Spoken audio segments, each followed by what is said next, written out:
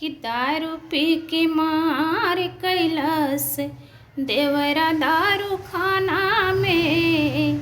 सासुर संगे सैया मोर बनैले बाड़े थाना में।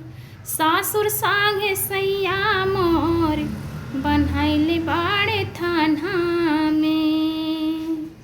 केहू पर बेकार नइखे करी का उपैया।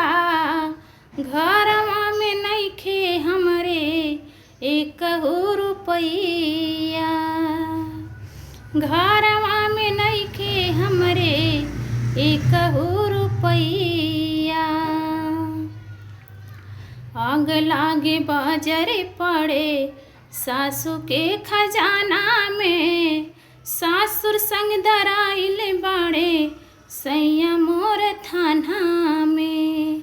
सासुर संग सैया मोर बनैले बाड़े